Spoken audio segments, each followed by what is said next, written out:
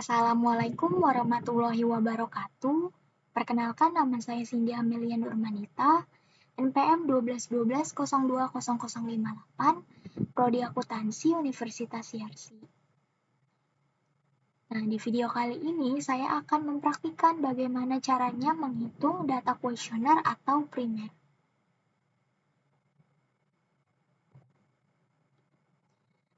Data primer. Data primer adalah data yang diperoleh atau dikumpulkan langsung oleh peneliti dari sumber datanya. Teknik pengumpulan data primer ini adalah observasi, wawancara, dan penyebaran kuesioner. Data kuesioner. Kuesioner adalah daftar pertanyaan tertulis yang ditujukan kepada responden. Jawaban responden atau semua pertanyaan dalam kuesioner kemudian dicatat atau direkam. Kuesioner ini merupakan metode pengumpulan data yang efisien bila peneliti mengetahui secara pasti data atau informasi apa yang dibutuhkan dan bagaimana variabel yang menyatakan informasi yang dibutuhkan tersebut diukur. Di sini ada uji-uji SPSS untuk data primer. Yang pertama ada statistik deskriptif, yang kedua ada uji kualitas data. Nah, uji kualitas data ini dibagi menjadi dua, uji validitas dan uji reliabilitas. Yang ketiga ada uji asumsi klasik. Yang keempat, uji regresi linear berganda. Yang kelima ada uji hipotesis atau uji T. Uji hipotesis ini dibagi menjadi dua. Yang pertama ada uji T dan uji F. Dan yang terakhir ada uji koefisien determinasi. Nah, untuk video kali ini saya akan membahasnya sampai uji kualitas data saja. Oke, yang pertama ada uji statistik deskriptif. Nah, statistik deskriptif yaitu membahas tentang cara-cara pengumpulan data untuk memperoleh informasi yang berguna dan mudah dipahami. Cara yang bisa digunakan untuk menggambarkan data bisa menggunakan tabel distribusi, grafik, diagram, atau dalam bentuk narasi. Oke, kita ke modul pembelajarannya. Di sini ada judulnya Analisis Pengaruh Kemandirian Belajar dan Motivasi Berprestasi terhadap Prestasi Praktikum Aplikasi Software SPSS pada mahasiswa Universitas Yarsi, Prodi Akuntansi tahun ajaran 2019. Di sini ada kerangka pemikirannya. Yang pertama ada kemandirian belajar atau X1, variabelnya itu ia independen. Dan yang kedua ada motivasi berprestasi atau X2, itu dia variabelnya juga independen. Dan yang terakhir ada prestasi praktikum aplikasi software SPSS atau Y, itu dia variabelnya dependen.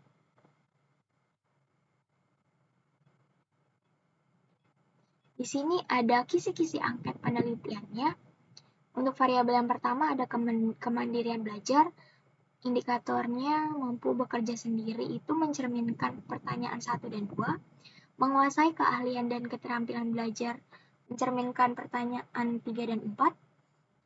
Untuk yang terakhir, bertanggung jawab, ia mencerminkan pertanyaan 5 dan 6. Dan yang kedua ada variabel motivasi berprestasi. Indikatornya mempunyai tanggung jawab, ia mencerminkan pertanyaan 1 dan 2. Dan yang terakhir ada membutuhkan umpan balik yang mencerminkan pertanyaan 3, 4, dan 5. Variabel terakhir ada prestasi praktikum aplikasi software SPSS. Indikator yang pertama ada inovatif, ia mencerminkan pertanyaan 1 dan 2. Dan indikator yang terakhir ada berorientasi untuk sukses, mencerminkan pertanyaan 3, 4, 5, 6, dan 7. Di sini kita menggunakan skala Likert 5. Yang pertama ada sangat tidak setuju, yang kedua ada tidak setuju, yang ketiga ada netral, yang keempat setuju, dan yang kelima ada sangat setuju. Untuk mencerminkan pertanyaan yang butir tadi ini, pertanyaannya itu dari sini. Oke, langsung saja kita ke SPSS-nya. Pertama-tama buka filenya terlebih dahulu.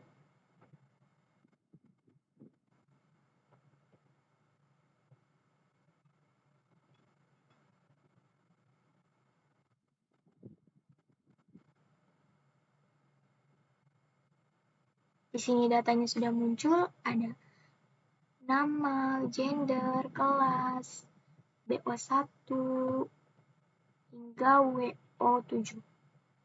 Nah, ini apa sih BO1 sampai WO7 tadi? B ini yang sudah saya sebutkan tadi, saya bacakan tadi itu, B itu atau X1 itu ia mencerminkan pertanyaan mengenai kemandirian belajar. Sedangkan M ini, MO1 sampai dengan MO5 itu yang tadi X2 variabelnya independen. Untuk yang B tadi juga variabelnya independen. Balik lagi kita ke M. M ini variabelnya independen, menunjukkan pertanyaan mengenai motivasi berprestasi. Dan yang terakhir WO1 sampai dengan WO7 ini atau Y, data variabelnya independen. Pertanyaannya mengenai prestasi praktikum aplikasi software SPSS. Nah, kita ke variabel view-nya terlebih dahulu. Nah, di sini type-nya udah benar, yang berupa angka numerik, yang bukan berupa angka itu string. Oke, desimalnya kita nolin saja.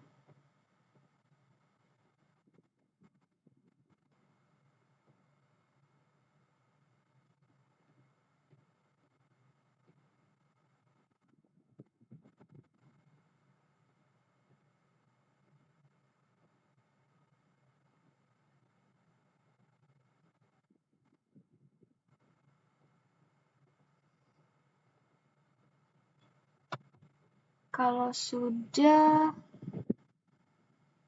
untuk yang BO1 sampai dengan WO7 ini, values-nya kita masukkan. Tadi karena kita menggunakan skala Likert 5 itu, yang tadi saya sudah bacakan, untuk yang pertama itu, ia sangat tidak setuju. Sangat tidak setuju. Kalau sudah yang kedua itu tidak setuju.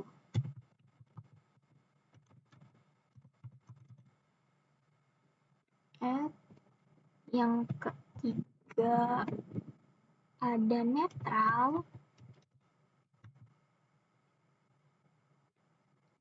Yang keempat ada setuju.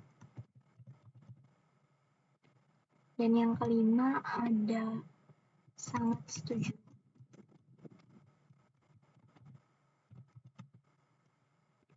Kalau sudah klik OK, nah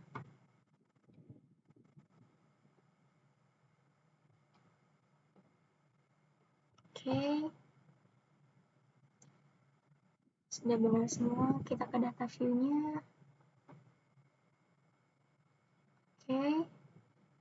Lanjut kita statistik deskriptifkan. Klik analyze, deskriptif, statistik.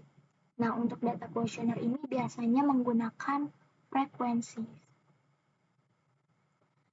Nah, untuk variabelnya kita ingin pindahkan semua kecuali nama.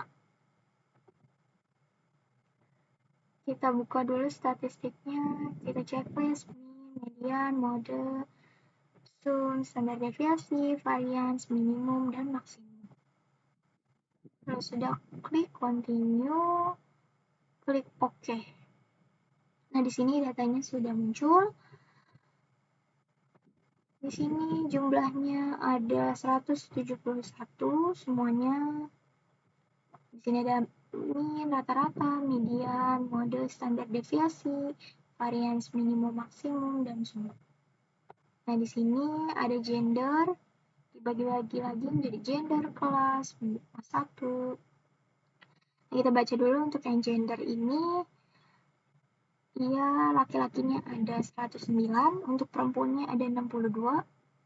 Untuk kelasnya akuntansi A ada 64, akuntansi B ada 71, akuntansi C ada 36. Nah, di sini BO1 itu yang memilih sangat tidak setuju ada 4 orang, tidak setuju 16, netral 44, setuju 70, sangat tidak setuju 37. Totalnya 171. Dan seterusnya, seperti itu cara bacanya. Oke, selanjutnya kita akan ke uji kualitas data. Uji kualitas data adalah uji yang disyaratkan dalam penelitian dengan instrumen kuesioner. Tujuannya untuk mengetahui apakah instrumen yang digunakan valid dan reliable, sebab kebenaran data yang diolah sangat menentukan kualitas hasil penelitian. Nah, uji kualitas data tersebut dibagi menjadi 2. Yang pertama ada uji validitas. Uji validitas merupakan alat uji yang digunakan untuk mengukur keakuratan data yang diteliti. Nah, pengujiannya dilakukan dengan melihat nilai corrected item total correlation-nya ini. Apabila corrected item total correlation-nya ini ia lebih besar daripada 0,3, maka item pertanyaan tersebut valid pada tabel item total correlation.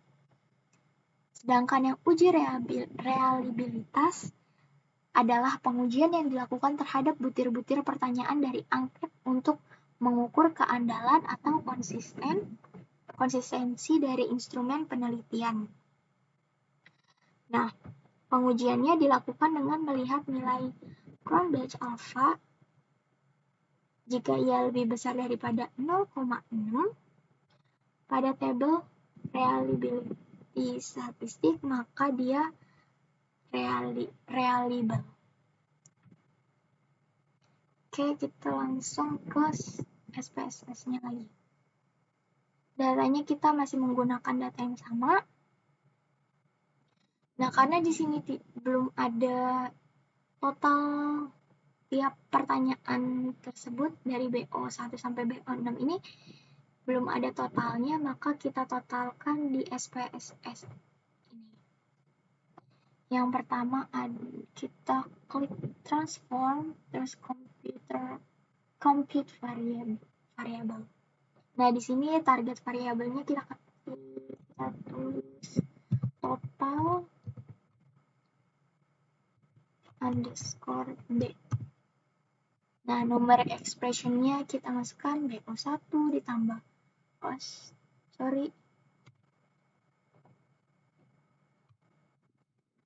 BO1 dipindahkan ditambah BO2 ditambah BO3 tambah BO4 tambah BO5. Kalau sudah, klik OK. Kita lihat apakah sudah ada. Nah, di sini total B-nya. Kita lanjutkan untuk M dan W-nya. Yang M, sini kita delete, sorry.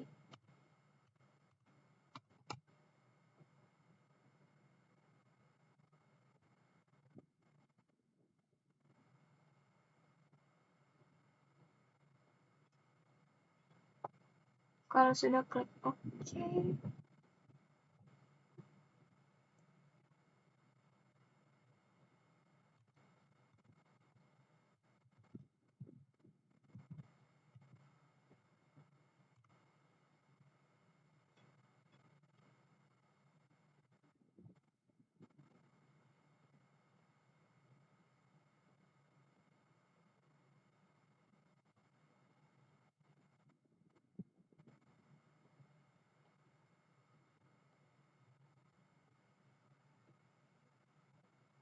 Nah, di sini totalnya sudah muncul. Kita ke variable view, desimalnya kita nolkan saja. Klik analyze, scale, reliability analyze. Kita masukkan per itemnya itu BO1 hingga BO6. Nah, kalau sudah, klik statistiknya, checklist scale if item deleted. Kalau sudah, klik continue, klik OK. Nah, balik lagi, lakukan yang sama untuk M dan W.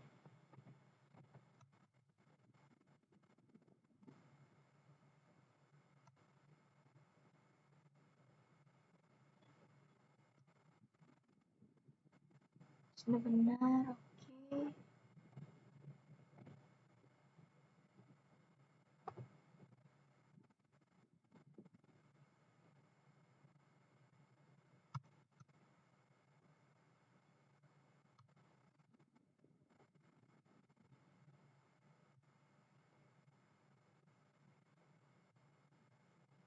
Oke, kalau sudah semua, di WMB. Nah, kalau sudah semua, kita analisis uji kualitas datanya. Yang pertama, kita uji validitas terlebih dahulu. Tadi untuk uji validitas itu kita analisisnya di item total statistik yang corrected item total correlation-nya. Nah, tadi apabila corrected item total correlation-nya lebih besar daripada 0,3, maka data tersebut valid. Di sini datanya menunjukkan untuk yang B atau X1 ini, ia tidak ada yang di bawah 0,3. Maka data tersebut, semua pertanyaannya ini relevan untuk mencerminkan belajar. Dibuktikan dengan kevalitan dari data di sini. Oke, kita ke uji reliability. Di sini Cronbach's alpha-nya itu dia 0,767, yang artinya ia lebih besar daripada 0,6. Maka data tersebut reliable. Untuk yang B clear, kita ke M. Di sini untuk uji validitasnya itu corrected item total correlation-nya dia tidak ada yang di bawah 0,3 juga. Maka semua pertanyaan ini relevan untuk motivasi berprestasi.